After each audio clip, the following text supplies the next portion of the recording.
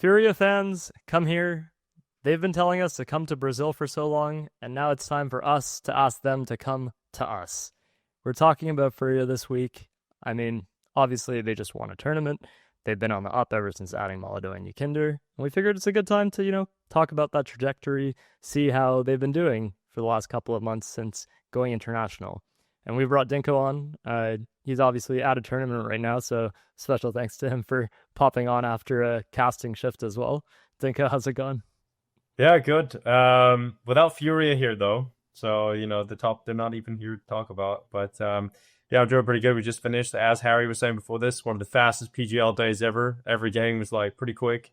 We had 2-0s there. Aurora had us in the first half, though. Looked like they were going to choke that game away, but they got the job done. So, not too bad at all. Yeah, Aurora give and they take, right? They gave me Blame F fantasy points, and they took away my Jacasma fantasy points. So it's just, it's all going wrong. I mean, if you think about it, them not being at the tournament might be the best time to talk about them, because then you don't have to look them in the face if you say anything. That's true. That is true. But I have mainly positive things to say about FURIA these days. I think a lot of us will, but we'll get into that, I suppose. Yeah, I think most of us do. So obviously, we have the FURIA fans who should be coming here. And Harry, you've hit us with a regular meme slide. Now it's actually the second slide. Yeah. After a bit of a I love turn this. around. We got PowerPoints. Yeah. See this. It's very pixelated. I couldn't find. I tried quite hard to find an HD version of this. I think it's from Space Jam. I don't really know. I just searched washed up meme template and and FalleN came up. Well, yeah, literally, they literally just copy pasted this. Someone else made this, not even me. I would Photoshop it way better if it was just me. That's the thing. But I thought we'll start with this as a topic because FalleN wasn't washed up. The assumption for so long from so many people was that, even since the last stars, even since maybe 2018 is when I started seeing people say FalleN was washed up. And I think he's proving now that he's got a roster that's actually good that it's kind of wasn't really a thing at all. And what do you think, Dinko? The figures are raised. FalleN as an AWPer is definitely washed. Agreed.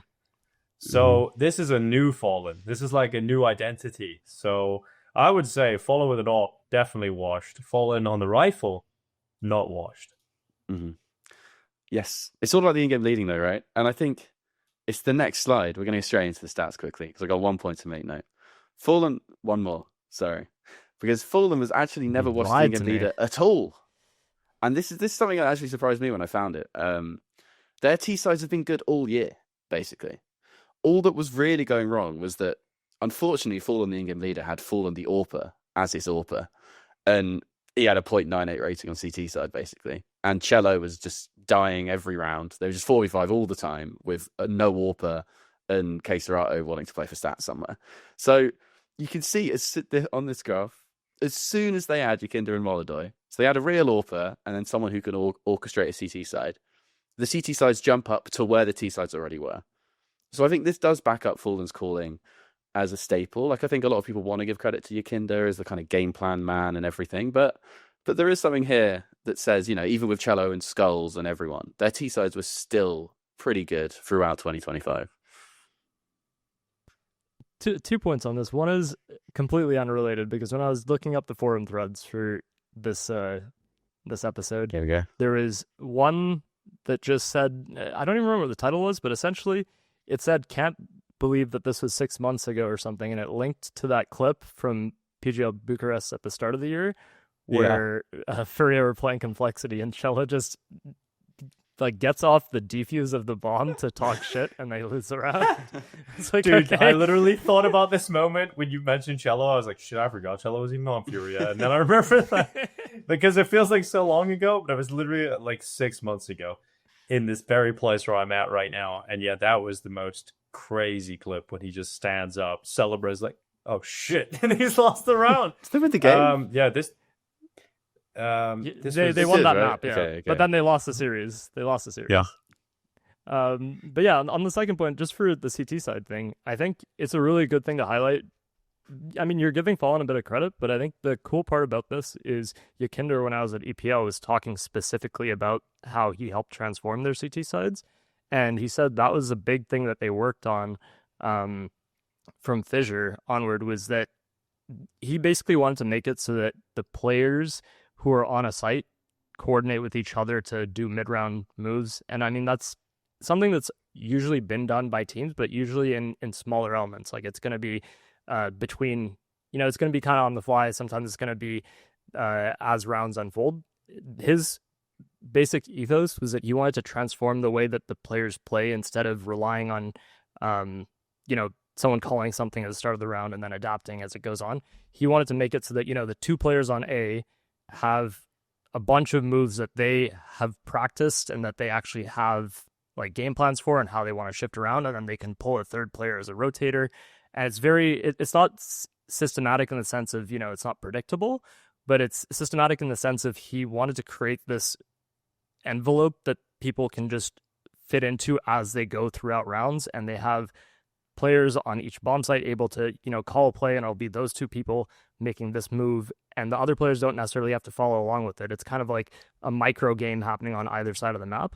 And that, I think, has really been illustrated with this CT side shift. Like, as you illustrate, their CT sides have gotten a lot better, and I think that is a lot to do with how YEKINDAR's transformed that system, because it was one of the biggest points he made during EPL is that was a big change they tried to institute. What you're basically saying is Liquid YEKINDAR was giving his players fish, and FURIA YEKINDAR is teaching them how to fish. That's basically it. I like that. That's a good way of putting it. Also, I'd imagine a good part of their CT success is the fact that molodoy is just sick. Like, the amount of times you see him just popping off with a sick multi-kill on CT side.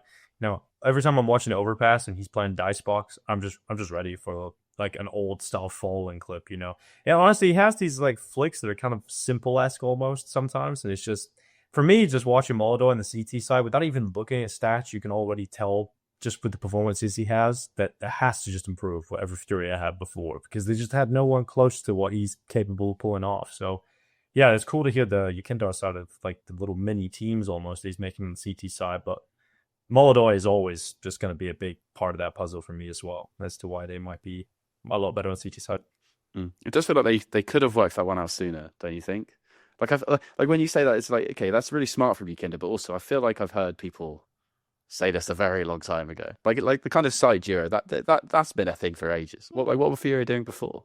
Like, what's going on? So the way he put it is that he came to the conclusion after the Vitality era, or the Vitality great season, that you truly need an overall understanding rather than have set play. It's a lot better if you have pairs of players who cooperate, who learn to cooperate themselves, and they understand the concepts. He said we were trying to make these pairs of players on different maps who are the main players, and there's maybe an extra rotator who fits into the setup or fits into whatever they're doing, whatever. That was something we were focusing on a lot, and just developing a stronger individual skill that people can rely on. And he said, it's like, of course I can come in and say we're going to play this setup or that setup, but it's just too random. Sometimes I'm going to be right. Sometimes I'm going to be wrong. People on each of their sites see their own opportunities, what they want to go for, and they have their duo player with whom they can communicate and make a plan with. That was our focus. So it's not necessarily that there's set plays, because I think teams have done that kind of thing before. The way he was trying to explain it is that those players kind of have their, like, they can take the round into their hands for their side of the map and make their play if they feel that there's a timing window, rather than having it called from someone else or having to, make it up on the fly. Yeah, like you said, Harry, that does seem quite obvious when you put it that way. But I think when you look at just maybe how that FalleN's maybe been used to calling or throughout the years, I mean, he's probably had to really kind of micromanage everybody, because you have to remember, this was the same in-game leader that used to play with Fur and Phelps on the same bomb site, who were just always pushing down banana like crazy. I mean, there was probably some learned behavior from FalleN as a coping mechanism of like, I have to micro everybody across the map. So maybe now he's like, oh, hold on, we don't have people who are just running everywhere all the time. So maybe I just think that has to be a little part of FalleN. Some trauma over the years he's picked up. You'd think he wouldn't have picked up cello and taken cello from Imperial to FURIA with him if he wasn't. But limited options in Brazil. Yeah, exactly. A little bit of stuff. It's the devil I suppose. Yeah, that's a good point on the balance. And I think if we go back to the slide I made you skip earlier, no, sorry. It's just it's such a better balanced team now that you have a rifling in-game leader. And I think this FalleN move is basically, it's all but killed AWP in-game leading, because it's just so obvious to everyone now that if you have a real AWP who can kill people, you can still call from the rifle. It's not, like even Cadian couldn't, like, no one was ever going to give Kaden a chance as an AWP game leader again. Like, that's just not happening. James, if he comes back to VP, will probably be rifling and it'll be Bist AWPing if that happens, I assume. Because you look at this now and it's the CT spots just slot in so much better because you have someone like YEKINDAR who can be your aggressive rotator. KSCERATO can be your star rotator. yuurih has done really well to adapt to anchor spots, and FalleN can play the classic in-game leader stuff. And it just works better than when they had kind of yuurih, KSCERATO, Cello all wanting to play rotate spots. Like, having that extra in-game leader who's happy to sacrifice means you can have one specialist anchor and one bitch, basically. And it just works so much nicer in terms of firepower distribution to have FalleN as a rifler. And I think everyone's following that example. Yeah, even Maka no longer in game leading as an AWPer, switched to Gravity, so it even trickled down to 3D Max as well. And they're playing way better ever since that happened. Yeah, I think as well what you're talking about with the rifling IGL is that it has really helped FURIA actually create more opportunities for everyone else on the team as well. I mean, you have molodoy, obviously, who's able to do his own. Like, molodoy is kind of unleashed in that sense. They're kind of helping train him to play at tier 1, but I think having FalleN able to kind of go off the leash a bit and be able to do his plays as a rifler and open up the opportunities for the rest of the team has helped a lot. I think you're right in that the role distribution just works way better now. Yeah, and I actually think FalleN hasn't taken much of a hit at all, really. Like, I think he's actually had a step up in performance. Yeah. So you think of some of the big rounds that he's had. I think at Fisher, that clutch he had on Train, for example, is like, he looks really comfortable on the rifle, SMGs. Like, it just feels like he's a lot more comfortable in that role at the moment. And obviously, with the fact that they brought in a player like molodoy, I mean, that's huge. And talking about that Bucharest event you mentioned earlier, that's the exact event where we were all at when we heard the news that molodoy was joining FURIA earlier this year. And we're like, what the is this? Like, who is this guy? Like, and obviously he's come into the team and it's like, he's just incredible. And I think obviously you get very lucky with that, just how good he was and how quickly he adapted to high pressure. You know, that obviously helps the balance when the AWPers actually fulfilling his role to the level molodoy is. And then FalleN, who could have predicted he would be so comfortable in the rifle department, you know, really actually stepping up his individual impact on a more consistent basis. I mean, I've still got a bit of I'm a bit hurt by the molodoy situation, because at the time I was so excited because he'd been on my spreadsheets for ages. Just like, oh my god, like FURIA, they signed a day around this like 3 months ago. This is the data moment for tier 1, because they've signed someone this good and it works.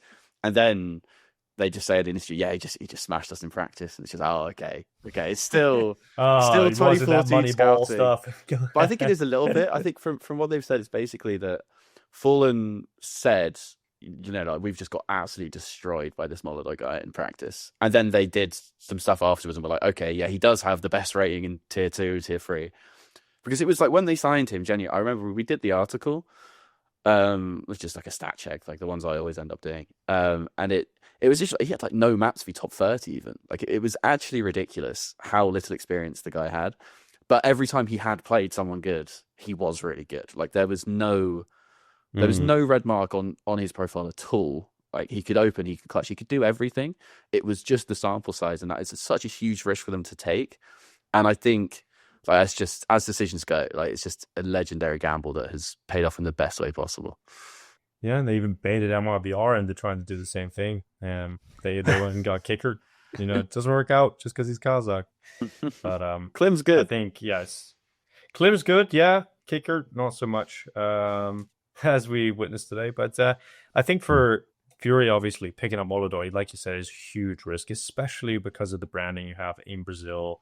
To move away from the Brazilian side of things, force KSCERATO and yuurih to communicate in English. You know, FalleN's obviously done that before in the past, but, you know, forcing those two players, there's so many risks and so many question marks about how this was going to go. Is molodoy going to be able to go to tier 1 and keep up the same mentality even? Like, how many AWPers have we seen who are really good in tier 2, but then they get a spot on the tier 1 team and they mentally collapse? I think Game Legion are seeing that every single time they pick up an AWPer. So I think, yeah, there's a lot of risks here for FURIA. Even the risk to bring YEKINDAR, it's actually a massive one too, because he just wasn't playing very well in Liquid. You know, I know a lot of people who truly know YEKINDAR and know what kind of player he is, had faith that he would be able to bounce back with a different environment. But You know, we never seen that. You know, how is he going to clash with FalleN's in-game leadership? Yeah, just so many question marks around the FURIA thing, and it actually pays off massively. I think something that was. You go. No, go on here. I was just going to say quickly. I think I was the only person who was more worried about the YEKINDAR part of the signing than the molodoy one, because I'd just be looking at it for ages. Like Brazil, just like maybe you pay an extortionate buyout for NQZ and it kind of works out because he's pretty good, right? But it's been such a problem for so many years. It's kind of why FalleN had so much longevity, was because you couldn't really point to an AWPer like, okay, we'll sign this amazing AWPer because there was no AWPers to sign, so you might as well have FalleN AWPing and bleeding and just stack up the Brazilian rifle talent. But I think, yeah, it's funny how it's played out since then. But yeah, you were saying, right? I was going to just touch on molodoy because it was a little funny. I think we saw him arrive in the scene and he was actually playing really well. And then as he adjusted, you saw that they won their first event. And YEKINDAR said in this same interview that molodoy just got kind of cocky. Like, he got overconfident from winning, and they basically, like, he started going for plays and making moves that they had to pull him back from. And he said that they had to have like an actual conversation with him, and that YEKINDAR kind of flames him when he's on the server if he's getting a little too cocky, which I think in terms of that same connection on MIBR you're talking about, I think you can't just have two kyousuke players and expect it to work the same. It's the fact that YEKINDAR is willing to do that kind of, not dirty work, I guess, but he's willing to actually take the fight and tell molodoy how it is, because they have a bit of that cultural connection. And I don't think it's just a fact of you can do any two players who do that. I think YEKINDAR actually has a lot of value in the way he's able to approach those topics with the right approach for that player. But in terms of how molodoy's come along now, I think that him having that win and actually showing how you can develop after that shows a lot of maturity, because you'll have players who get that into their heads and then it takes them longer than it took molodoy to actually adjust from that confidence, right? And you also see him in the specified final that they had. He didn't play well at first, and then he actually revived at the end of the series. That's not to say that that doesn't happen for a lot of players, but even to just show that kind of, mental resilience, it's still early in his career. So to show that here, I think, is also adding a lot of value to him as a player and him as a future developing prospect on this team. I mean, not even prospect, but his development on the team, I guess. He barely spoke English. You just don't want to see a super. Yeah, that's the other thing, right? And also, like, you don't want this superstar player to crash out like we've seen some of the other players in the past, right? So good to see molodoy's mentality. And I think, we're looking at YEKINDAR's stats right here on the page, on the slide. But one of the great things about him that you don't always see is the stuff that is off the server or, is in the comps, right? This is a player who went to Liquid, probably got humbled himself, right? He's probably learned from experience, obviously coming out of that Virtus Pro team, a lot of online success. You get the Liquid contract, you try an in-game lead. I mean, it was all pretty disastrous from YEKINDAR. So he's probably learned from his own experience of maybe if you get a little bit too cocky or think you could take too much on board, you get humbled real quick in this game. And I think YEKINDAR obviously passing that on. And he's been a player who's vocally talked about, obviously Liquid was not very successful, but he's learned as a more balanced player. He's going back out there. He's been brought into this FURIA team. And I think what you can see inside of the squad when you listen to the comms or even look at the cams, it seems like YEKINDAR is a leader in the team. He's telling everybody to calm down and chill and focus up, and he's loud, and he's telling people to have, a better mentality when it comes to winning tournaments. Interviews, if you say, one of the younger players will say, like, I think it was molodoy actually, he said, I think we're going to win. He said, no, we are going to win, and gets him to like think about the game differently.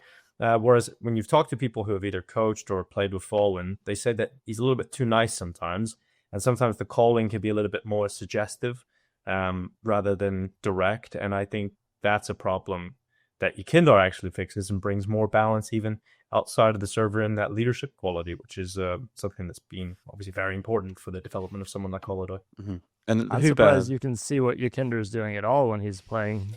That's true. I just have to stand behind him slightly. Yeah, it's the ESL setup where only the casters are allowed to just stand behind him and get the stuff going. But yeah, but we're banned from that now, though. I ended earlier this year. Yeah, well, it's conflict of interest. That is the most important thing in CS. So we've got to keep that going. But yeah, just in terms of like who better to learn from if you are a young AWPer though. Like like it's literally your dream scenario if you're someone like molodoy. Like you get to learn everything from FalleN. You have someone who got like that kind of savvy cultural connection in terms of YEKINDAR, knowing how CS teams work and everything. And it's just also just like you can't really get an ego at a team with FalleN, KSCERATO, and YEKINDAR. Like it's just like maybe he did for a bit, but they were always going to bring him back down in terms of they've been there. Like FalleN's won too many titles to let a little yapper just annoy him. Like it's just not gonna happen. But they get the benefit of kind of having like a FalleN hand-picked prodigy at the same time as they actually get FalleN in the server as well. And I think that is such a hard thing because normally when you cut your legendary AWPer, like you say if Astralis got rid of Device, like, oh, there's not enough from Device, we're going to sign some random Danish AWPer. They wouldn't have Device teaching their new AWPer how to AWP like Device, right? And I think that's just such a unique situation that FURIA put themselves in, and I think it's just paid off so well. Yeah, it's such a cool way of looking at it, actually. Yeah, he's not even going into like the coaching role. You're literally still actively playing with him as well. And I'm sure FalleN is learning stuff from molodoy. He's like, oh shit, I didn't think, like he's kind of breaking the game in the way I think about it. Because I think molodoy is that kind of player. I think he's very similar in, it's high praise, but the way Simple would find himself in bad situations, like he would be in a bad position, but he's just so good and has so much mechanical skill, he got himself out of those. There's a lot of times you actually see molodoy in that kind of scenario. He is a rookie player after all. So you do find himself in some weird spots sometimes, but he just has so much skill. He just nails the ridiculous shot that gets him back to safety.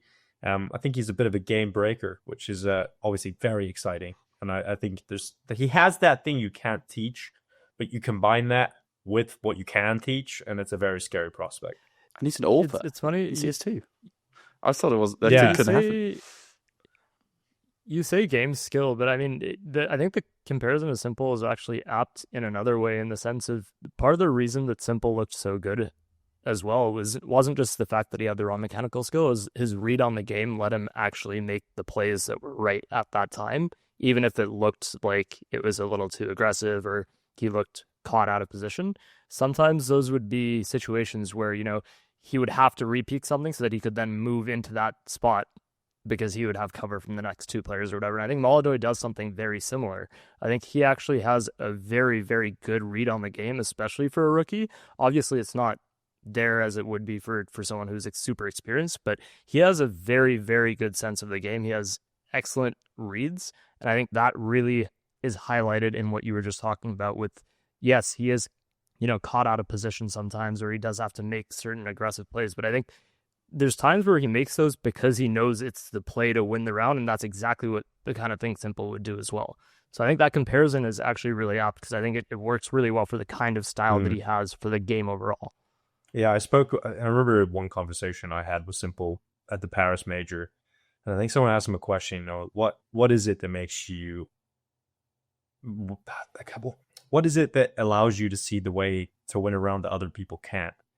And I think it is just like intuition. Like he just sees that percentage that no one else is able to figure out. Zywoo is a player that will make the right move pretty much all the time. As Simple as like the player that will figure out what move that no one else even thought about as a possibility. And I think that, I've definitely seen molodoy make those kind of moments happen, which is really, really exciting that he's doing that in his rookie year. And I think with Simple, it's like almost the same result, but forged in a very different way. Because he's kind of forged in the fire of, okay, I need to learn how to be the best rotator in the game because my anchors are Zeus and Edward. So like he has to be there. He has to be there all the time. Otherwise they will lose that round. Whereas I think molodoy's kind of, and he didn't have someone sort of calling him out for his toxic behavior either, right? Like, well, Guardian tried, I think, and then off he went. I'll have the AWP, please, basically. But I think molodoy's got to that same point of learning how to rotate because he's in a team full of people who are so intelligent and so like embedded in the game sense that you need for that. But he's done it in a positive way instead of a negative way. It's you do get that feeling sometimes when you wonder, when you watch AWPers like molodoy get to that B site. Like in my head, I just see it's just Simple's name tag every time. Every time an AWPer's rotated just in time for a B hit, like I'm just strapped in, ready to go. But yeah, it's just exciting having AWPers be good again. Because for so long, like all these tier 2 AWPers, man, like maybe Jambo, I think is the only other one that I'm actually excited about. And then so many of the others, like I have to go so far down the list before I get excited. And I don't know if it's CS2, I don't know if it's something else or just what it is. Of just it's sexy to be a rifler now because of Donk almost. But having a proper AWP like molodoy, like he's on like 0.59 death a round. He saves quite a lot, but it doesn't matter. Like it's so nice to have him back because he is able to be aggressive and everything as well. Gamer Legion know how hard it is to find an AWPer in this era of Counter-Strike, man. Like everybody they pick up just seems to not work out. I mean, even today, like Hypex just got 0 kills the AWP, look better on the rifle. So yeah, I mean, you say it's like makes sense obviously having a real AWPer, but you're right, it's so hard to find a real AWPer. It just makes it even more mental that they've done it. Yeah, you have to pay 600k this at least. Yeah, this comparison chart you have is also it highlights really well why this swap worked out, because you have FalleN gearing way towards the utility side, and you look at molodoy's chart just skewed off that, but the opening success that he provides is also super valuable because you don't have just YEKINDAR trying to push for those. And I think when you have that balance, it helps a lot. And it, like, if you look at this graph and you think of FalleN as a rifler, it just makes so much more sense anyway. And these aren't the stats that he has as a rifler either. So when you look at how this is and you look at how it compares to FalleN as a rifler, I think the mold just makes so much more sense. Mm-hmm. I think it's exactly that. And like I was saying before, you still have FalleN in the team. Like FalleN's utility is still there, but molodoy is able to be a bit more aggressive because I think it was one of the roundtables or something, and FalleN was talking about because Cello is dead all the time, basically, was the inference. He didn't say that, but that's the bit I was getting. Is that he was actually entering quite a lot with the so much Cello slander that I didn't see coming. Well, it's fine. It's fine. I don't need to worry. Imperial will not be at events I'll go to. But it's because he was actually like entering with the AWP quite a lot, FalleN, because he had, yuurih, amazing trade fragger, but was never going in first. KSCERATO, not a chance. Like I said, Cello's already dead. Skulls had no idea what was going on. So FalleN's just entering with the AWP because he's the only one who can. And I think it's just the balance. I keep saying it, but the balance is so much better having FalleN knowing that instinct and being there to do the bomb site entering, because YEKINDAR actually entries a bit less than Cello did in terms of being tradable all the time, because he's more of like a traditional kind of space taker. Like he might be somewhere else. So having someone else to bomb site entry, I think, is a reason why we've still seen yuurih and KSCERATO be so good on T side, is that he's not having to enter with an AWP anymore, basically. Someone's actually there to do it. Yeah, you've got a lot more aggressive options that are actually successful in those fights too. So, I think YEKINDAR obviously finding some form again individually is very important for this to have all worked out, because there is a world in which you're trying to get YEKINDAR for the reasons that I mentioned, off the server stuff, trying to help him integrate him into the team.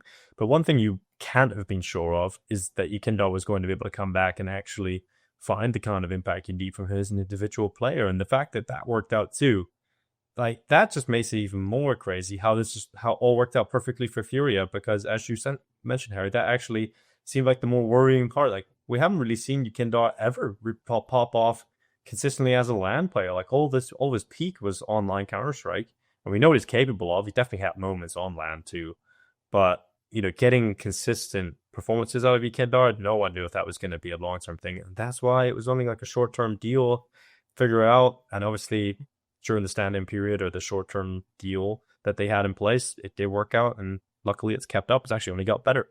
So yeah, just the balance, as you mentioned, is just beautiful to watch now for FURIA. It's I think the stats look great. Watching them, they're honestly one of the best teams to watch in Pro CS right now, just because of all of those reasons. Every player just knows what they're doing. They get to do their actual job. There's no one like being brought into the team and asked, okay, you like to do that? Well, we're going to put you in this spot, which is the total opposite. Shut up Flamus, for example. And it's just nice to see everybody actually play in the role, have good chemistry. Yeah, it's great to watch FURIA at the moment.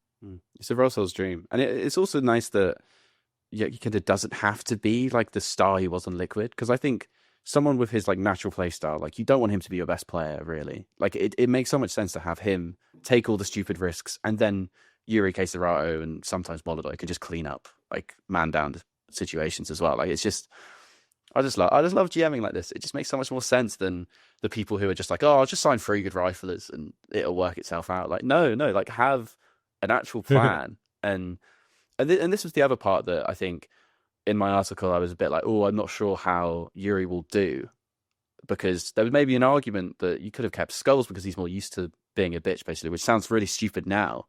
But at the time, YEKI was fairly out of form, to be honest. Like he's really enjoyed a bounce back since going into what is supposed to be harder positions. Like, he's a full anchor now. I think he changed on every map apart from like Train, where he played like twice, and Inferno, where he was already playing Pit. Like, and what he basically said, because I think I interviewed him in the major, was they tried FalleN in a lot of these positions, because some of them, like Floor on Nuke, like, it's just a terrible position. Stick your in-game leader there and hope for the best type thing. But it's YEKI playing there for FURIA, and he's still having good numbers. Like, he's way better on T side than CT side for obvious reasons. But he's doing really well in those positions and kind of making the most of his natural kind of passive play style in a way that I didn't think he really had it in him. So I just think full credit to him as well for this transformation almost. It's funny you say that, because I feel like these were the kind of positions that would suit him more. Maybe not quite as hard anchoring, but whenever I watched YEKI, like, coming up from 2018 on, it always seemed like this was kind of where he was headed, but it never actually fully took shape until now. Like, he had a mix of roles, as you're saying, and I think FURIA just never had the pieces to play the other roles to let YEKI actually fully transform into this player that I think he was meant to be. Mm-hmm. Do you know what I think? I would have to agree with that. I think it's one of those things where you're talking about how dysfunctional Cello is, and all the, like, when you see all these problems in the team, like, YEKI is good enough that he's kind of like, oh, I guess I'll clean up your mess and I'll do this bit and make up for the weakness you've got here. And well, I don't want to do this, but I'll have to do it for the good of the team. Now you've actually got everybody in the role. It's actually YEKI actually gets to be what player he should be, as you mentioned. It's great.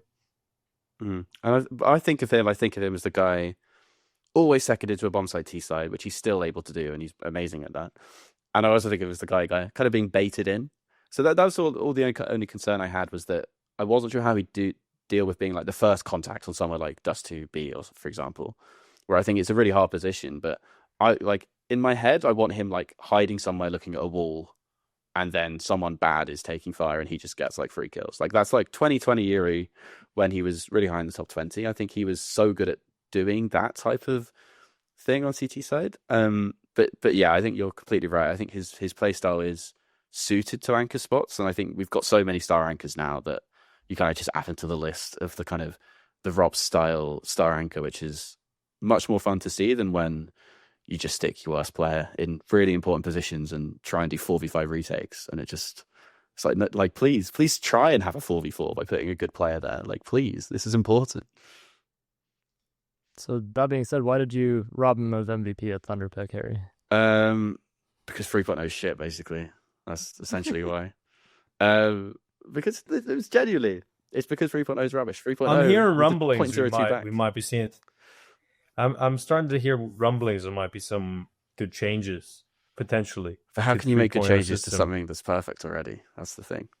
It perfectly captures player performance at all times, and this is my official position from the PR agency we hired to help with this the terrible clapback, and that's just my position. If there are changes, then they're just for fun, right? Yeah, just me pissing about it, basically. Like 3.0 has always been, just me on my own, completely free, hanging out.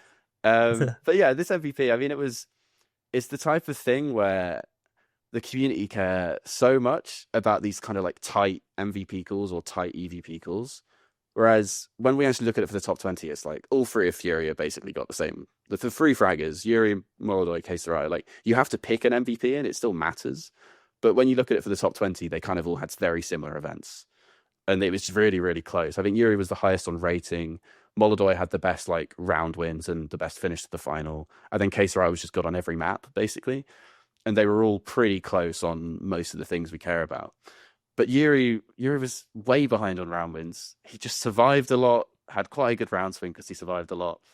And yeah, it's 3.0's fault, basically, that YEKI was highest rated. Because what he was doing was basically not seeing many people on CT side, and then on T side he was I think he won 6 clutches in the event. And when it kind of is low on both sides, 3.0 likes players like that a lot more. Like, there's much more scope for anchors to get 1.2 ratings, even when they're not getting loads of output. And I think YEKI did get a lot of output this tournament, and that's why he was so close to the MVP. but because there was so much less bad stuff, he had to do less good stuff than KSCERATO and molodoy over the tournament to get the same kind of rating. And that is something we're looking at. All jokes aside, of course, Frank Lampard moment. But yeah, and it was a tough one. It is a tough one. Who did you think we were going to give it to then out of the three? I think KSCERATO is, from what I've caught, because I was doing CAC at the same time, so I didn't get to watch a lot of the games closely. But I watched back some of the highlight videos, etc. And like for KSCERATO to have won the MVP, I think it's absolutely fair. I think that you can't really have ever complained about whoever got it personally. Like, but as you mentioned, just the impact that KSCERATO had across over every map is crazy to see how consistent he is. And like that's another thing that's just been great about FURIA is I feel like KSCERATO is really consistent now. There was times where I was just getting a little bit worried because KSCERATO would sometimes go missing. But in this FURIA squad now, I'm seeing a lot more consistent KSCERATO performances. You open the stats page of HLTV during a tournament, and he's playing usually near the top. And it's the impact that he has for his team consistently. It's almost shocking that this is his first MVP. But then you realize they just didn't win tournaments, and it's not really that shocking after all. But for me, it's crazy to think that KSCERATO waited so long, and I think he's absolutely deserving of the MVP from what I got to see in the competition. But as I said, wasn't able to watch it super closely as I was casting in Chinese time zone. But I've casted quite a lot of FURIA over this season, and in the events I have casted him, he has, even in a team with molodoy popping off, he is still consistently just being an absolute star of the team on the rifle. So no doubt there that he's deserved MVP. And the stats don't really show it, but I think from what he said is that he thinks he's more aggressive these days, basically, and it's kind of a thing. A few roles he has, like they're quite fluid sometimes, and I think you could previously make the accusation basically that he got quite a lot of empty stats, and I think the more I kind of see players like that, and I think people say the same about Blaymeth, and they've said the same about Rops in bad teams as well, is that basically it's just a function. Like if you're a star lurker, it looks like you're getting empty stats, but as soon as you're in a good team and it's kind of 4v4s, 3v3s, where you make exactly the same play in exactly the same round, you look like you're having a really high impact 2k in a 3v3 that's swung around completely. And I think it's just kind of an optics thing. Like these players are still always good, and I think the community is so kind of anti-beta that they just kind of hate the idea of it. But as soon as you put like a Rops or a KSCERATO or like a Frozen in a really good team, I think a lot of the criticism would fold away because you see the kind of value of having like a late round specialist like this in your team. And I think you can't say that KSCERATO is getting empty stats in a team that's actually functioning as well as this FURIA team is now. I think for a while too, like teams were just avoiding him because they could just hit a site with cello and skulls on it or whatever. Like there's a long period where I think there's games, for example, like on Ancient, where KSCERATO would anchor A, and every time they would try to go A, he would just get 2 or 3 kills and win the round. And then teams would just take mid and go B every round because he would multi-kill every single time. So it's like you have him still having that impact, and I think now that he actually has a team around him that's able to keep that structure and stand up for themselves as well, I think it makes a really big difference on that end. I think in terms of the MVP, I think it was a very long overdue hunt for him. And I think there's a lot of, I wouldn't say it's Cinderella storyline, but there's definitely, I'm sure he feels a lot of vindication after how long people were calling him out for not leaving FURIA, for not, for basically losing the prime of his career in this team and wasting it. And there's so much doubt around him and his decisions that I'm sure there's some vindication there, because imagine if he'd gone to Liquid instead. In hindsight, that now looks like a very bad move. Yeah, he had to bring in some international players to do it. Everyone was right. We couldn't make KSCERATO go international, but we could bring international to KSCERATO. And I think finally that's worked out. At least he was able to do it with the core Brazilian squad, but did have to bring some imports in. And yeah, a long overdue MVP. I think the one event that always sticks in my mind that, if FURIA went on to win this, man, it would have been so ridiculous. But the IM Rio Major in 2022, that performance from KSCERATO, just basically dragging FURIA back against Na'Vi and like heroic, like, oh dude, it was so sick. And that definitely would have been a front runner for his MVP. And I feel like that's one that got away. And I thought maybe that would be KSCERATO's peak if he's refusing to ever leave a Brazilian team. I thought that might actually just be the peak, which very sadly. But I'm so glad that this has happened, and now he's got an MVP, and hopefully he becomes addicted to it, and we're going to see him really just do everything it takes to stay at the top. Him and Molodoy are going to sign Esports' first ever 10-year contracts next year or something. It's just Yeah, was it Lock 'em FURIA? up. FURIA were the organization that first signed this huge They contract. did like a 5-year AWP-IGL. contract with all of them, yeah. Yeah, it was wild. And I remember that was groundbreaking at the time. Everybody was like, "What are you guys doing?" And Art, AWP-IGL, these guys all signed big contracts with FURIA down the line. yeah. Wasn't AWP-IGL removed a year after signing that too? Less, maybe? And then we never seen him again. Who could have guessed? There's always an Inters somewhere in all these fun new teams. There's always an Inters. But yeah, I think it's because the thing with the KSCERATO kind of MVP is it's just completely about the team, isn't it? You just can't get one of you in the semi-final all the time. And I think this is kind of that moment where you get to see, I think he's on a 119 rating for this year or something. And I'm excited to see if they can maintain this form, because it's two kind of medium tier tournaments. It's not the best teams. As much as we're having a great time glazing them all the time, I think it's going into the real tournaments, the kind of Chengdu and the major, the proper elite tier. I'm really interested to see how they will stack up against a few, not a Vitality or a Spirit in playoffs or something, because I think that's the kind of next step. I think Carrigan called them dark horses for the major 2 months ago when I interviewed him or something like that. He was already so impressed by the way they were playing tactically and everything, and it's just kind of setting it all up for a really nice showdown at the end of the year between a kind of yes, they've got the firepower, but it's also kind of the synergy and the role fit and everything else against the kind of super teams that people are presuming will do better than them. Yeah, but you also have to think about what it feels like to win, and something that FURIA just haven't done. These players, yuurih and KSCERATO, they've been great players for so long, but they just don't win anything. To know what it ESL takes to won win New a York, tournament, North America, please. All right, respect that. I remember. Yeah, I remember New Elisa York? Masters. They won that as well. It might have been in ESL Finland. 1 Beijing, North America, to be fair. I might be Yeah, it could have been one of those tournaments that no one remembers. But yeah, this is a team that obviously haven't had the feeling of winning, walking to the front of the stage, lifting the trophy.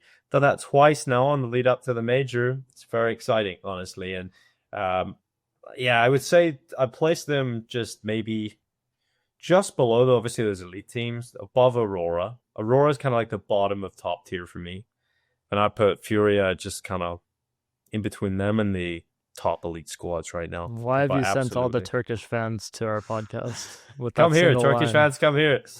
of you. But yeah, Yeah, but they're number one VRS right now. And I don't think VRS is basically I don't think VRS is right in that. I don't think they're the best team in the world right now, but I think it's not unfair to say they're the most informed team right now. And I think that's basically what VRS is. It's a kind of form ranking of the last 2 or 3 months. And I think that's kind of... We'll have to wait and see Vitality again. Yeah, Of course. I think the way they Vitality has won more- EPL, man. The way they won EPL, very scary. It's terrifying. And I think that's what it is. The recency bias of VRS is obviously rubbish, especially for these kind of 1 million medium tier tournaments. It cares much more about the prize pool than the teams that are there. But I think it's still a conversation. And I think I always kind of like those kind of stories, like even Heroic a few years ago, or someone you line them up like FURIA v Vitality, and kind of every position, even KSCERATO over Ops, that's debatable, but everywhere else you're I'd have Vitality every time or something.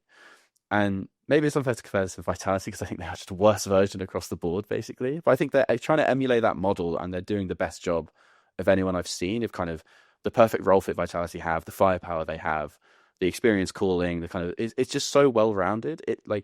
They're much more like Vitality than they are like Spirit and Falcons, is what I'm trying to say, basically. I think you make a good point on the fact that we have to see the next step in that sense, though, because there's already people who are saying, oh, FURIA only beat, these 4 teams to get these kind of titles, or they only beat these 4 good teams. And so it's a fraudulent trophy, or they're a fraudulent top 1 team or whatever.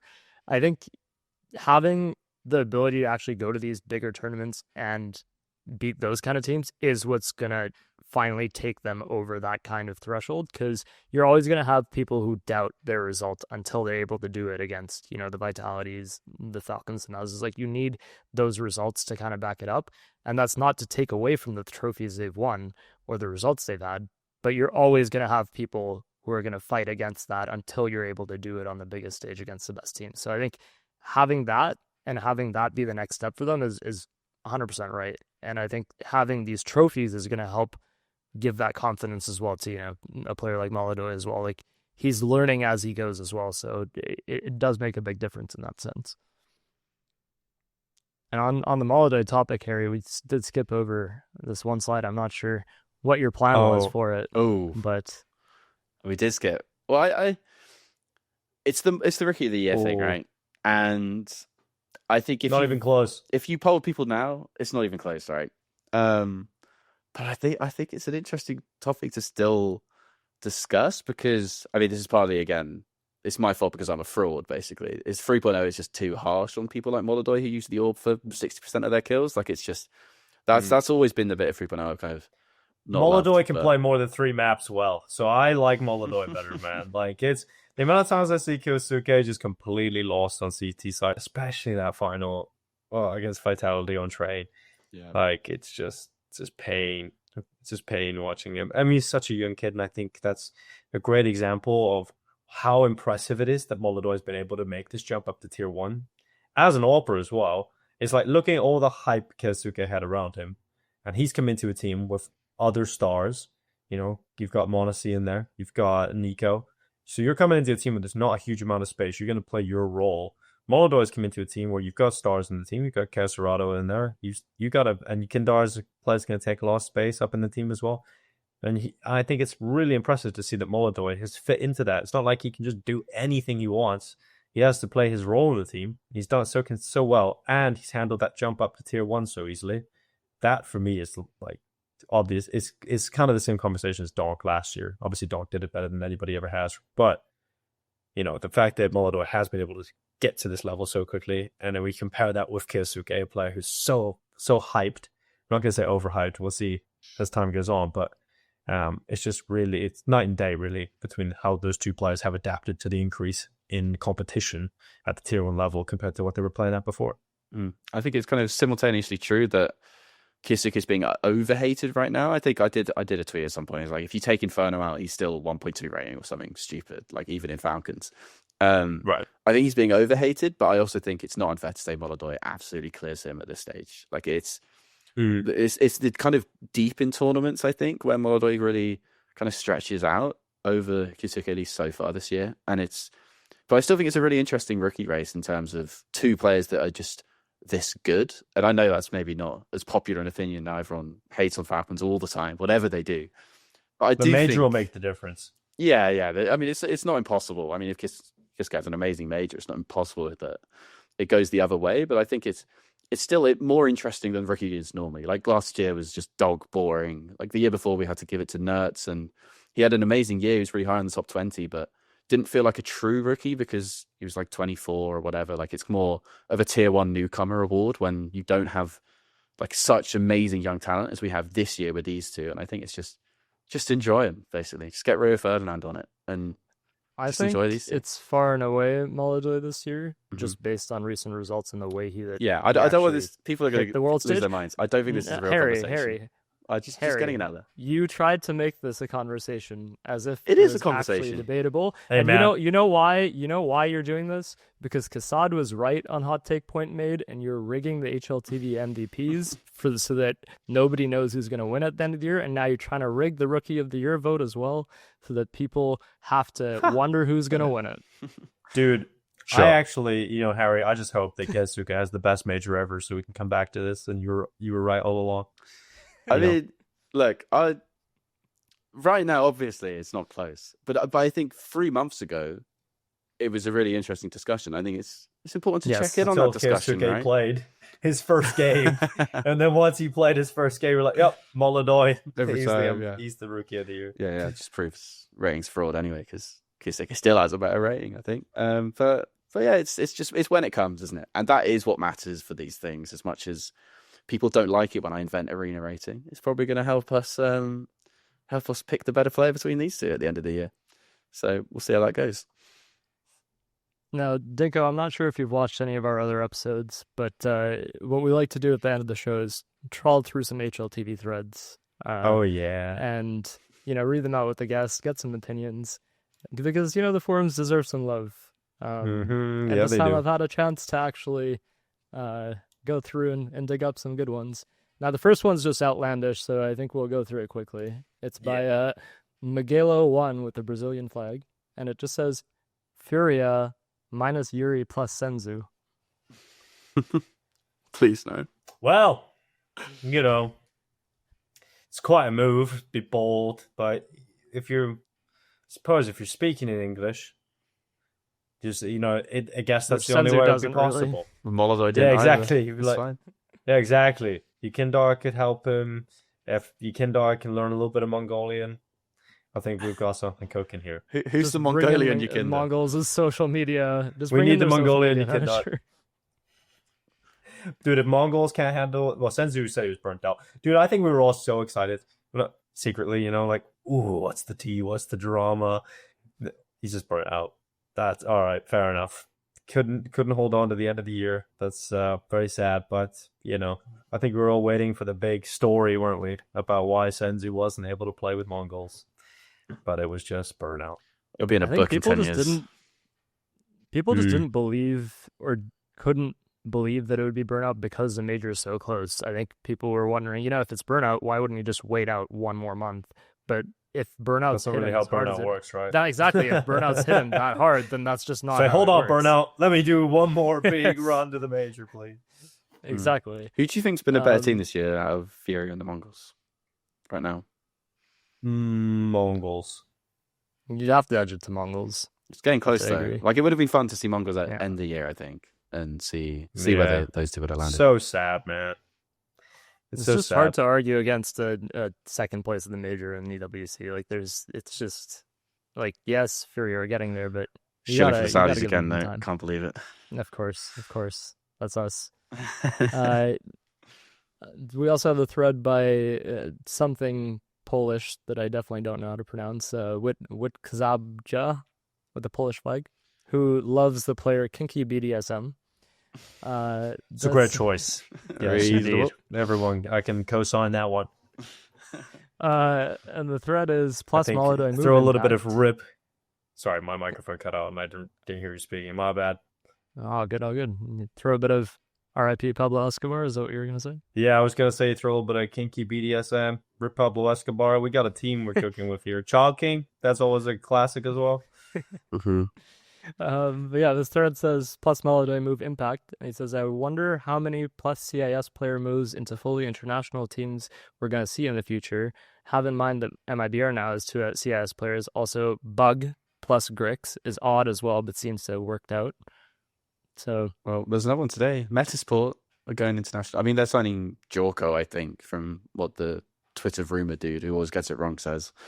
But it is a trend. And I think it's the lesson game leaders need to learn is stop signing European AWPers. Like, I think I saw someone tweet this. Like, just if he doesn't speak Russian, like, there's just no point even signing. He's not an AWPer. What's the point? No, that's true. That is true. I love how big you're still called Bug by the HLTV forums. You guys are legendary. That was a 2017 major situation. You guys are still calling them Bug. I love that. You can tell the real OGs with that one. I think that name can't die, honestly. It needs to be carried through. It'll only Because you die still if have they that become picture- irrelevant, right? I think that meme will you'll have outlast that big. picture that people post of like all the teams gathered in a circle as well, discussing whether they should be allowed to use the coach bug, and that picture still gets recycled all the time. That so is you know what? true. You need That that is still story to going live on on. Okay, we also have a B move with the European flag that says Liquid KSCERATO. I remember this shit when people used to make threads about KSCERATO joining Liquid so he can be saved from FURIA. That would be such a disaster if he left FURIA back then. KSCERATO is an OG, and not in terms he is teammate of Fiku, loyal player. Fiku. One for him. Honestly, was, only read that out for the Fiku shout out, really. He's playing Connector Yeah. for Wildcard. He's a star player now. Show some respect. Shout out for Fiku. Mhm. Can't believe OG were trying to rebuild a team around Fiku. Can you guys believe that? That was the thing. That was the timeline we lived in. That he was the player you built a team around. Wow. It'd be like a team. Metasport trying to rebuild around Lumi right now. Got rid of Yeah. Lumi. I know. It's gone. That's what I'm saying.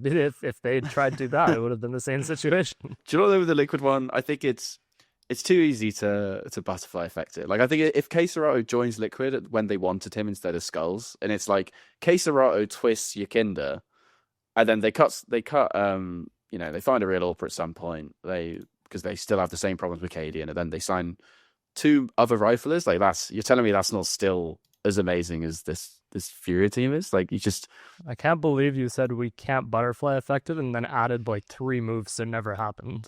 Okay, so there's alternate history YouTube channels that have proven this method is effective. KSCERATO twist YEKINDAR, that's as good as a rifle trio you're ever getting, and you're telling me it wouldn't eventually click once they just plucked FalleN out? You could have just signed FalleN and molodoy. Why not? 2 years ago. So we bring FURIA to Liquid. Yes. Well, they probably would have signed Simple or something with their infinite money, but so it would have been like Simple, KSCERATO, twist YEKINDAR, and then get FalleN and get bleeding because it's funny, and then they would have won everything. So the Freds were right back then, is what I'm saying. At the time, it made sense for KSCERATO to leave FURIA because they hadn't got the data department in, and they hadn't revolutionized the way they do scouting. That's why. Didn't Liquid try to buy Donk as well? Yeah, but Twist didn't think he suited the roles. Twisted and wanted to play with him. Dude, how? No. Just think of all the players Liquid could have had in the past. So the next thread is quite long. I'm not going to read it all. It's more that I want to bring it up as more of a question to discuss. It's by Pistoletto Blindato? Oh, Pistoletto Blindato, yes. Of course. It is with inspired by Italian brain rot. With a Romanian flag who loves Ema, of course. And the thread says KSCERATO best Brazilian ever. And then the first line says obviously not. But the reason I wanted to bring it up is because I think it's pretty clear that FalleN is always going to be regarded as, the best Brazilian in history. No, it goes now my question is Pele, FalleN. In Counter-Strike. Okay, still cold. Right, calm down. So here's the question though. You think it's cold over FalleN? Yes. He's the best player in the world twice. Why? Well, but not with a cultural impact. I'm so the dumb. cultural impact. Come on. It's because a certain website put him second. This in is the question, honestly. though. This was my question. Do you think KSCERATO will eventually overtake Cold as the second best Brazilian? He's never going to be the best player in the world. Not as best player in the world in terms of legacy, but I don't think he can over time. I don't think you don't think he can. Like being a number 1 player back to back, and I know it was before the Zywoo Simple kind of broke the whole system, but like people underrate that from Cold and how kind of amazing Cold was. And maybe it's because I'm just nostalgia because that was when I kind of started watching. I ended 2015, so it was when coldzera started being so amazing. And it's just like saying like KSCERATO is inevitable in the same way as Cold, but not to the peak level. This is different. Like back-to-back major MVPs, back-to-back number 1 player of the year. But I think if KSCERATO that we know today was playing in 2016, he'd be better than Cold in 2016. Does that make sense? Like if we transport KSCERATO from today to play in 2016 Counter-Strike, KSCERATO cleans the floor with Cold, in my opinion. But maybe I also think there's an argument for longevity because yes, Cold was the best player in the world 2 years in a row, but he did not stay at the top for as long as KSCERATO has or could potentially. coldzera's game with the AWP as well as the rifle. Now that's true. Where we're cooking. He has he has some amazing AWP clips. Obviously his graffiti clip. Just the impact of all the weapons that Cole was able to pick up. That's why I do agree with Harry. I was playing devil's advocate. Yeah. I do agree coldzera is the greatest Brazilian player just because of the peaks that he's had. We are sure to have better Brazilian players across a long period of time, but no one has hit the level that coldzera was hitting in terms of the impact that he was able to provide with so many different weapons and just in crucial moments as well to win major titles in Columbus.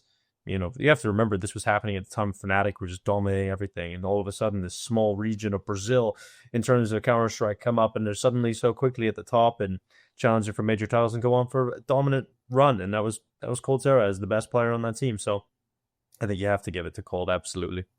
But I think there is a space on the podium for kind of, it's probably Fur, if I had to say right now. I'd probably still have Fur above KSCERATO, but I think by the end of KSCERATO's career, I'm pretty sure he's going to be on that podium for Brazilian greats. At least since Go started. He just won a few more trophies, right? Like some big S tier trophy against elite teams, as you were mentioning.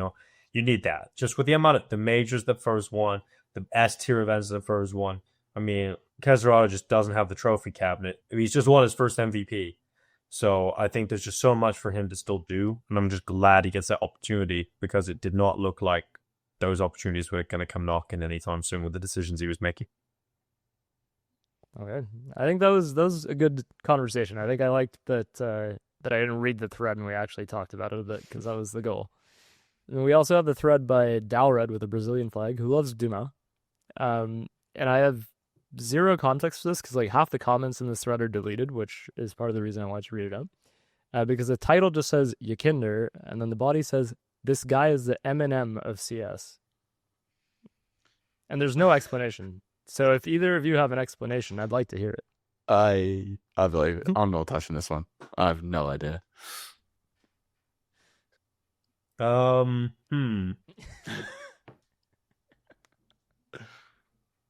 defines Eminem? I don't know where could we go. I don't know where we could go with this one, really.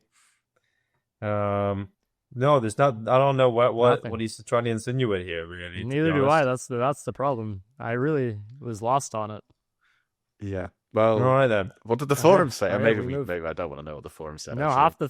half the comments were deleted, and they were just pictures of a device. It will truly always Tom be Cruise. a mystery. So, I think maybe the forums are probably the forum managers did a good job on that one. Then I presume, and we'll just move on. I'd have to agree with that.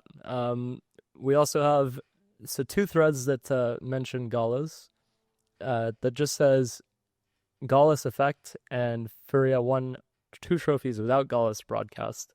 The second thread says Fissure, he didn't transmit it and FURIA won. EPL, he transmitted it and FURIA got smoked and embarrassed. Thunderpick, he didn't transmit it again and FURIA won. So for the love of God, ban gaules from streaming. Dude, that's kind of crazy. People be finding that stuff out. That's really, if Gaules is watching, it's just the pressure just hits. It's when Starladder give exclusive broadcasting rights to some random just bedroom streamer, and then FURIA win the major. That's what we're saying then. Yeah, I don't like Gaules in it. Dude, if Gaules was not in the building in 2022, FURIA would have won the major. See, they did put him in the building, didn't they? Famously.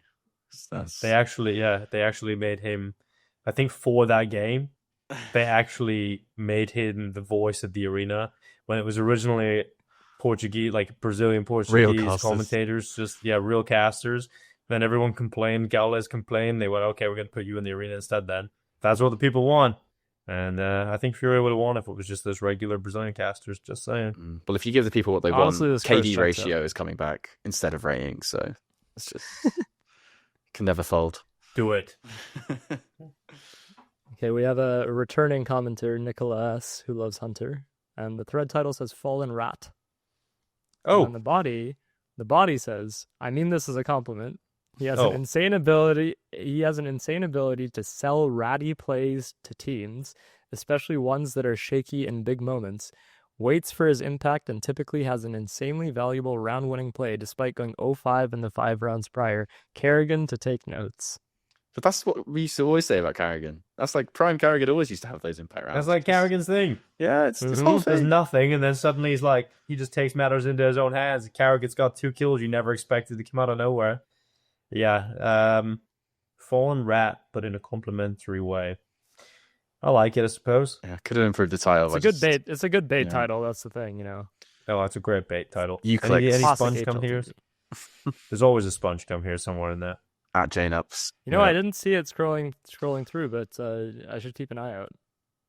I don't think it's so funny because if you go into those, he actually does read those threads and comments. Oh, I know he does. Yeah, we were casting EPL and he was creating HLTV forum threads while we were casting to for filler content. It was good. The men's. I love it. When you see that little 1 next to the notification bell, though, it's just you gotta click. You've got to click. Every tag is worth it. Although I do tend to turn them off on Sundays, and then Sunday's the day of rest. It's the day of MVPs and rest, and the forums do not rest on MVP Sundays. So we turn those off, and then Monday, or if there's an EVP article as well, then you have to restrict the fun. But other than that, that's dopamine. That is when you see that number 1. I'm glad that you bring up turning off your notifications, because this next thread is solely because of one comment in it. And the HLTV or the thread title or the thread is by Valtteri Bottas with the Finnish flag, who loves twists, obviously. Another Formula One fan of Counter-Strike. Love that. And a fan of twists. Love that. And the thread title says Barto, and the body just says goat. Yeah, Barto is the goat. The reason I read it out is because there's a comment that says HLTV profile for Barto. We need this, and someone tags Harry. Says to do it. I've missed it. I had them off. After. That was on a Sunday. Yeah, that's actually sad. I'm sad I missed this one. I love watching FalleN's video. He does this vlog at EPL, and he was out in the park beside the hotel. Now I'm just watching. It's just this like AI voiceover and like basic American English, and it's like, oh no, Barto, don't do that. And I turn around to look at the screen, and the dog's just running at people in the park, just barking, jumping on people. I'm like, I love this dog. He really is the GOAT. Yeah. And when they brought him out on the stage for Fisher Playground for that trophy lift, that was probably top tier Counter-Strike moment for me, to be honest. Seeing a dog on the stage, just wondering what the hell's going on. All this confetti flying around. No, that was good. Yeah, you watch it and you're like, this is going to be a vital video. And you just, this is it. This is in the recap that everyone's going to be nostalgic about. So yeah, that reminds me of, I had to explain the Fenton meme on this podcast, like episode 2. Like, Dinko, you must know Fenton, right? Surely. Fent? You don't remember the Fenton video? Is it? Oh, okay. Well, no, not Fred. Just get me out of here. He's too young. Okay. He's too young. That's what it is. Apparently so. Gen Z, honestly. I did appreciate after the Barto coming out on stage for the Thunderpick win that there was that thread that went on Reddit that said, what is it with Brazilians and bringing their dogs out on stage? And it had FalleN with Barto, and then it had Dumao without shoes. that was amazing. So good. That is good. That's good. I like that. We also had FURIA Dog Theory by Each Day Any Day with the Russian flag that says Fissure plus 1 Pomeranian Spitz equal win. Thunderpick plus 2 Pomeranians equal win. Gotta bring 3 next event.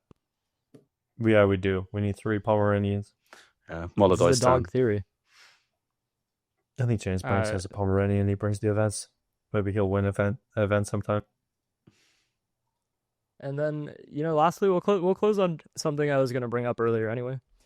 One thing with FalleN moving off of AWP and to IG, or off of the IGL, off of the AWP, is that they're planning for the future, because FalleN's mentioned multiple times, he doesn't know when he's going to retire. This has been such a long topic. It's been going for 2 years, I think. The last dance. It's here. The last dance. But the music point never being stops. That FURIA at some point are planning for the future in a world without FalleN. He said that in interviews. He's mentioned it a few times that that's something that they're actively thinking about. So, FalleN.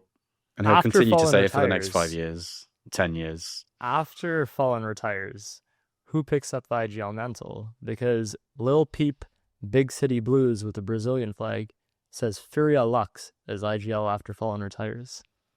You think they're going to get a Brazilian? Yo, that's not a bad shout.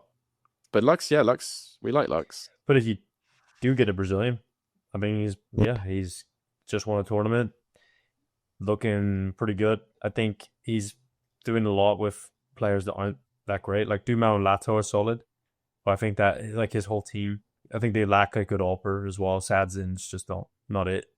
So yeah, I would like to see what Lux can do with a better team and more time. Absolutely, he's shown some great early signs as an in-game leader. As long as people I think Lux has a lot of potential, yeah. As long as people don't do the thing they normally do, which is kind of when someone's on a bit of an underdog team, they like raise them up and up and up and fanboy them so hard, which is what they did to Big Zero. They're doing it to Ash, and then as soon as you have a few like normal results for the level of players you have compared to someone else, it's like you fucking suck. Okay, stop making YouTube videos. Like you suck. It's like, dude, the amount of Ash hate I'm seeing and hearing right now is crazy. It's like fraud. He's a fraud. Yeah, for God's sake. I mean, if you're overreacting because he picked up players on a team with a small budget and can't get wins, you're really you can't always hit. Yeah, you can't always hit your little bets. It takes time. Guess what? The 2 names that I knew he wanted in February were Molodoy and Jambert, and they're the 2 best young authors. Like it's not his fault. I've just whatever. Yeah, there just isn't like a great amount of players available out there right now that and you don't have the money to buy a big one. So Just got to keep taking the hits. And, you know, these moves, actually, when you think about it, make sense. Like, Hypex still could work out. So let's just wait and see. But yeah, in conclusion, also, for the people who are listening for the first time, we are on Spotify, so go follow us on Spotify. But in conclusion, Dinko, is there anything you want to leave us with? I know you have your own little podcast as well. I was listening to it on my flight home. Oh, you're one of our 3 listeners. Thank you. I Yeah, was going to say, little's harsh, I got through you saved it. Yes, well, thank you. That we run a podcast. I will not say the title of the podcast is a sponsor in it, but we'll say it's the Post Plant Podcast. Henry G and I run that. We have guests. We do it twice a month.